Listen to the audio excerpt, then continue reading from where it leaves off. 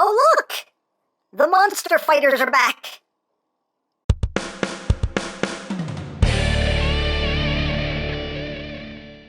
Hey! What's up, my peoples? EmGo here, the freaking geek himself, and today we will be reviewing the Diamond Select Pacific Rim Uprising GIPSY Avenger. So here we are, and there it is. And first and foremost, as always, we'll take a quick look at the packaging. So right up front here, we just have the Pacific Rim Uprising logo there on the side. GIPSY Avenger action figure on this side of the box. We have a nice image here of a GIPSY Avenger. On the back of the box, you have your obligatory product shots, and you have a brief bio there if you want to read it. And that's basically it for the packaging. And moving right along here, we have no longer GIPSY Danger. No, it's GIPSY Avenger, which does kind of make sense because it does look like an Iron Man suit. But anyway, first of all, I just want to say thank you to the good people from Diamond Select who sent out these Pacific Rim Uprising toys for me to review, so thank you very much for that. So let's get on with it. So here we have a GIPSY Avenger. It's an okay figure. I do have my issues with it, but first and foremost, let's get in close here. Not on the chest, but on that head sculpt. It's a pretty nicely done head sculpt. You got some red right there. You have like a gold-ish kind of paint there for the visor. Got some gunmetal gray in there. You do have some tampograph details in there as well as some more spots of red. You have the arc reactor in there. That's why I say it looks like an Iron Man suit. And you got some more red, some more of that gunmetal gray. You got some red and white striping on the arms here, as well as on the shoulder pads.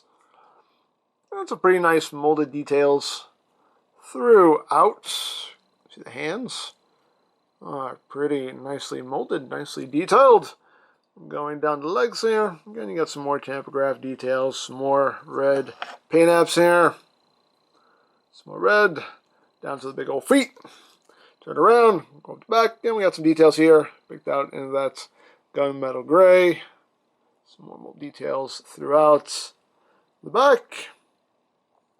And you have kind of like a silver wash in places here just to kind of make it look like it's, kind of scuffed up metal.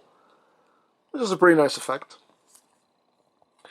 So, yeah. Now, articulation wise, the head seems to be on a ball joint. I can't really tell because it does wiggle waggle. There's a little bit of wiggle waggle. Can't really look up, can't really look down. You have a joint here that allows it to go forward and back. You can do that. As far as rotation goes, that's pretty much all the rotation you're going to get side to side. The shoulder pads are on a ball joint, so they'll kind of move out of the way for you, but they're still pretty easy to pop off. The shoulders can move out that far. Can do a full 360. Right there, the shoulder is on a ball joint right there at the base, so you got that wiggle waggle movement in there, forward and back, up and down, so you have those shoulders sitting up, sitting down, however you want. You do have some rotation right up here, like that, and you get about that much range of movement. The elbows give you slightly under 90 degrees of bend there. You do have wrist rotation as well as an inward hinge right there. The hands can't really move up due to this piece right here, but they can move in at 90 degrees. The upper torso is on a ball joint, so you do get some wiggly, waggly, wiggly, waggly, as well as rotation there.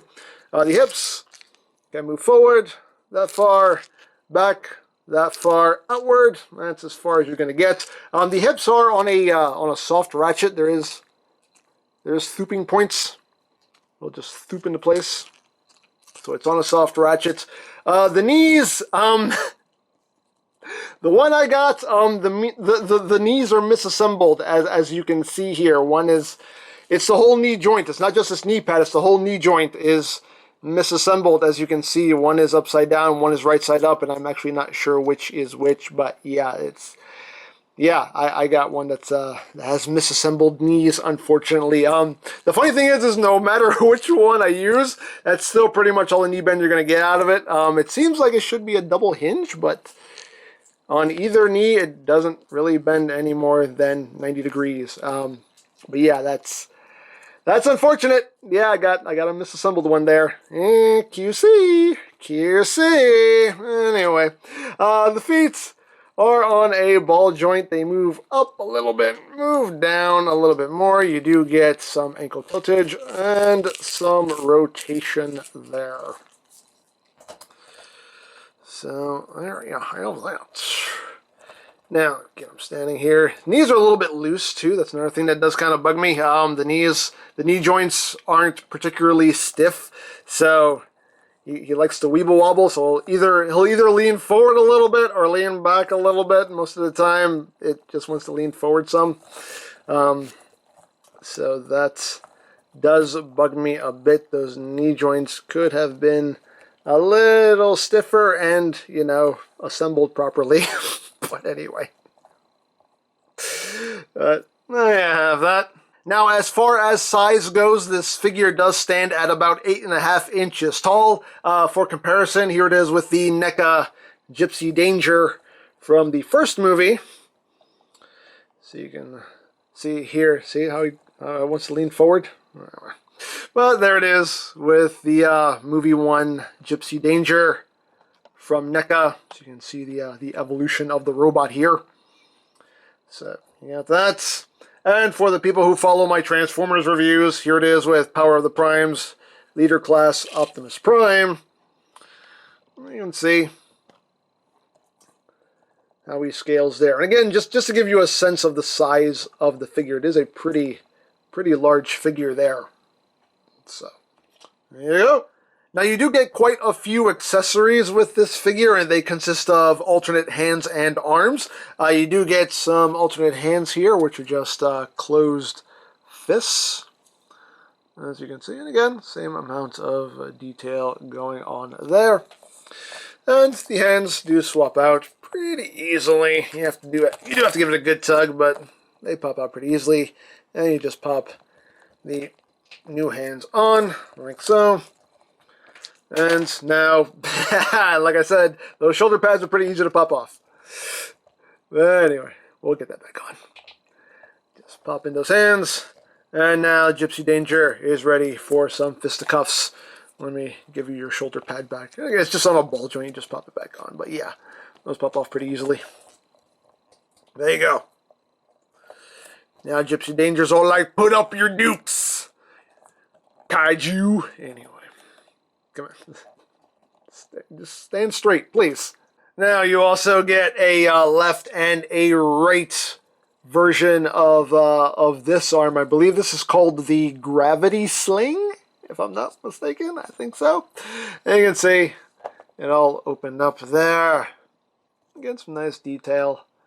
You can see kind of the inner workings. This is where my tongue stops working. You can see the inner workings in there. Well, it looks pretty cool. Again, it is nicely detailed, and this seems like it's just a closed version of that. So, I think anyway. But again, nice detail. Again, you can see the inner workings in there. That is nicely detailed. And the forearms, now swapping the forearms is a bit of a pain in the butt because some of them pop on very easily, and some of them you really have to fight with to get them popped on. And even removing the forearms, and these will probably pop off in the process. Removing the forearms is quite a chore as well. But just take these and just pop them on. And again, some of them pop on a little easier than others.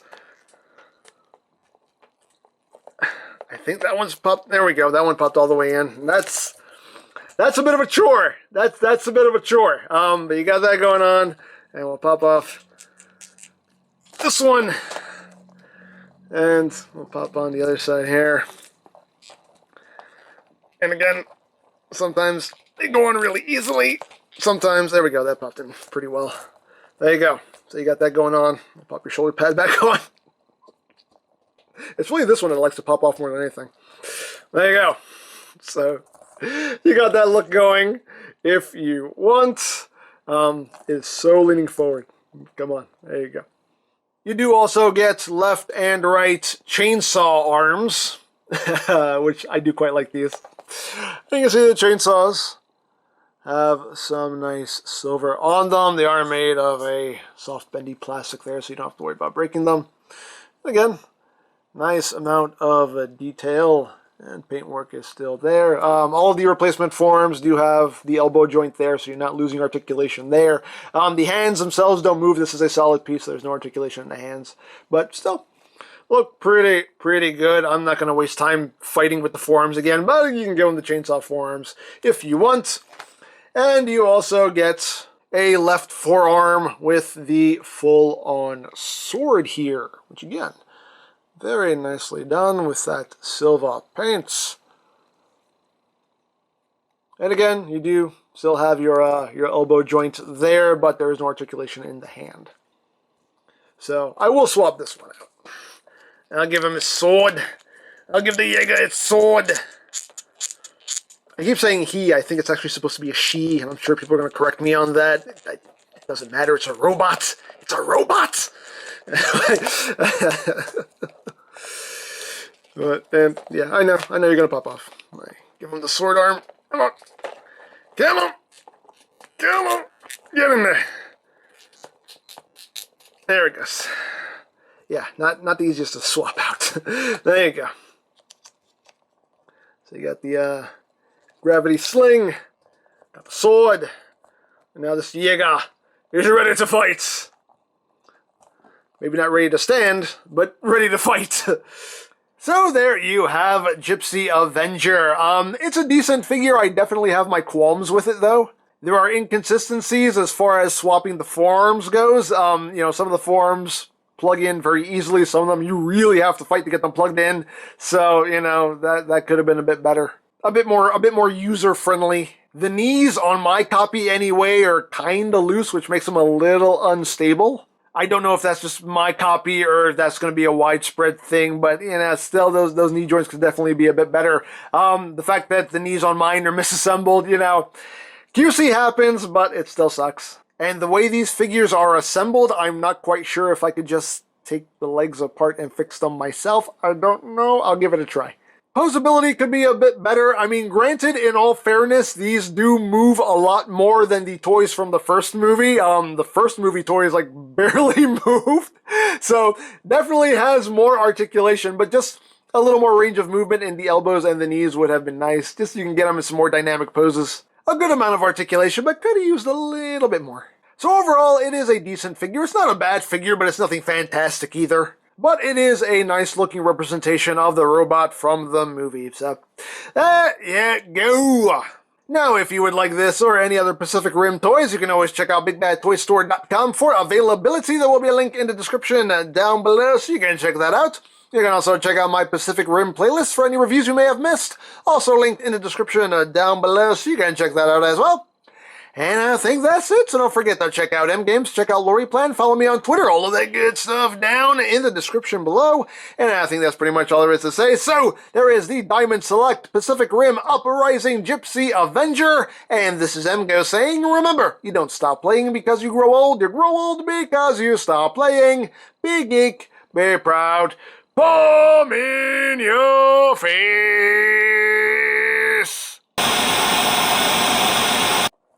Alright, we have to stop this evil from taking over the world, and if we destroy half the city in the process, then so be it! Yeah, I've been there, done that.